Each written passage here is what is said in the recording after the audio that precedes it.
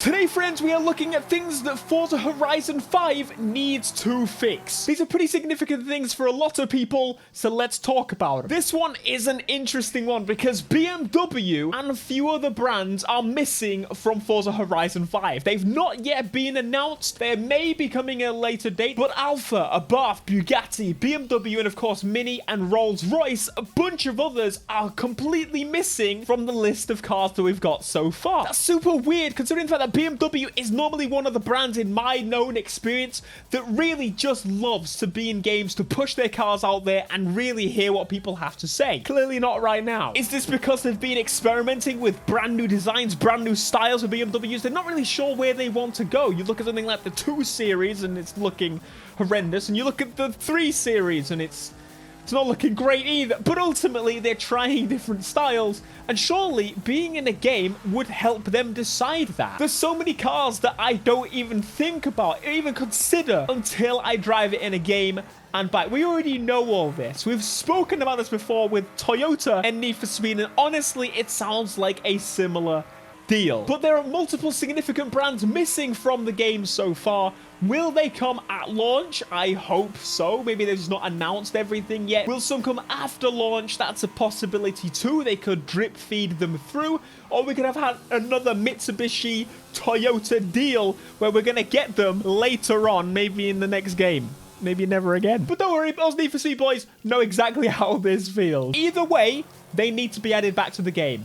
That, my friends, is number 1. Number 2 is a little bit more complicated. Gifting is a brand new feature in Forza Horizon 5, and honestly one of my favorite features I've ever heard them announce. When they spoke about the idea of gifting cars, I was like, finally! This means we can do pink slips with our friends. Pink slips with people we even know. We can do proper cool tournaments based on that. We can build websites based on this feature. But no, that's not actually the case, because if you have seen the gifting feature, and we've spoken a little bit about it before, I wanted to go more in depth with it. It doesn't let you give it to a specific person. You have to give it to random classes of people. Now, it does give you a few kind of areas you can give it to. For example, you can give it to new players, returning players, players that have achieved certain things. But quite frankly, that's no good. We want to be able to give it to specific people. I want to be able to give it to even my friends. Say my friends jump on the game in 6 months' time when it's on sale or they've finally got Game Pass. I want to give my friend a car. And the only way to do that is by putting it on the marketplace and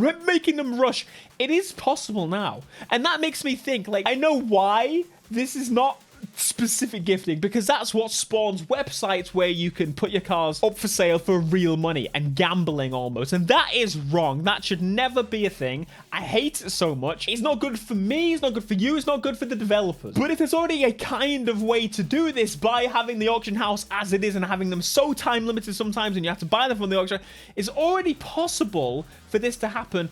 Just, you have to be quick. Surely they're just testing the future, the waters, for a possibility to, at some point in the very near future, be able to choose who we gift things to. That would be so good. I don't care how many steps it takes. This is something I want. We need to be able to choose who we give stuff to and keep a trace of who it came from and so on. It would be tremendous to see all of that data. In a game that's so focused about tuning and upgrading, customizing and building the coolest cars, giving them to people is another cool step, or losing them in pig slip races that we can create. Customization! That's number 3. We have been promised a load of customization in Forza Horizon 5. In fact, we've seen a load of customization in Forza Horizon 5. It looks better than it ever has in a Forza game. We have got Porsches with bloody kits that just shouldn't be there, quite frankly. And it's incredible. We've got the A90 Supra. Toyota's been so annoying about getting their cars in games. To finally have it in a game where they've got a full-on body kit, I'm excited. But if I know Forza, I know usually the promised customization is not quite what we get. Saying that, they don't overpromise. They're very smart about it. But ultimately, what I'm visioning, what I'm wanting, is not Need for Speed levels of customization, because that would just reduce the car count, quite frankly. I do like how they have it. I just wish there was more individual parts like bumpers and wings and fenders and things like that to add on to customize my car how I want it, rather than just saying, here's stock, here's wide body, no real in between.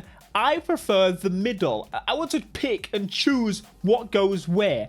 Remove the locked limits like Need for Speed did with Need for Speed Heat. And of course, they've said maybe about 100 body modifications have been added to the game, which is a big amount. But when you consider the game has like hundreds of cars, maybe 500-600, and they're also considering off-road kits and stuff as those body mods, I wish there was a little bit more. I also want new cars. It's forever a balance. No one will ever win. Make sure you let me know down in the comments. Would you want more cars or more customization? Usually I'm on the side of customization, but on Forza, maybe cars. Bringing up number 4, it's the AI. Something I've always struggled to enjoy in Forza is the AI. And I'm talking about the racers, okay? When I'm going through the campaign, playing through this game, it's just never right. The AI just seem either super difficult or super easy. There's no good balance between it. The AI issue could be a combination of just the difficulty not being great, or performance index overall just could be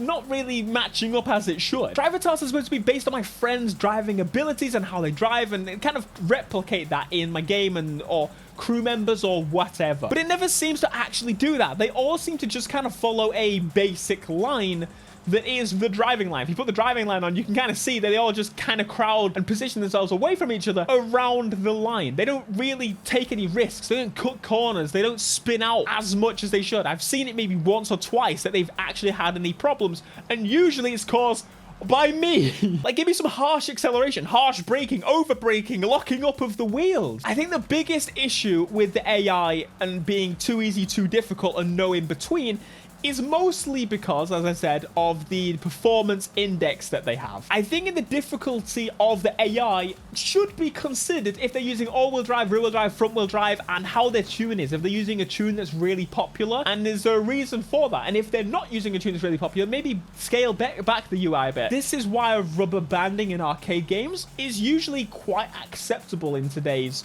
standards. I know it's not ideal, and I know it's not perfect in any way. I, though, have more fun with races that are kind of back and forth with me than them either being way far behind or way far ahead. Finally, this is the big one. Number 5, progression and story. Now, we have had a glimpse at the Forza Horizon 5 campaign, and I'm going to be honest with you, this is looking like the best campaign they've had since Horizon 1. I'm not going to say better than Horizon 1 because I don't think we'll ever get to that point again, but I think we need to get as close as we can, and this is getting closer and closer. We've not only seen characters being built out here better than they were in the last one, where it's like that fella called Jamin that was supposed to be in that Street Racer because he was brown. We're talking about the fact that they've got characters that are going to help you progress through the world. That is a story. I'm not requesting a Need for Speed level story because Need for Speed does what Need for Speed does, and I prefer Need for Speed to do what Need for Speed do. But people that guide you through and you can kind of remember the name of and have personality is what we want. And it seems like that's going to be the case with those missions where we're discovering different expeditions, where we're discovering different locations that could be used for festival sites. That's pretty cool. That adds a new layer, new depth. Not even just story and progression, it adds missions that really you need to unlock that area to gain some of the things after it. Of course, we don't know what, but the fact is you need to do this thing to do this next thing, and that on itself is awesome. That's what I want. I want some things to unlock. I don't want to just get given everything from the beginning. That's a big issue that Forza has, and it seems like this extra year they've taken has really, really helped them figure this out. Maybe they're like, maybe the game was a little bit too quick at giving things out.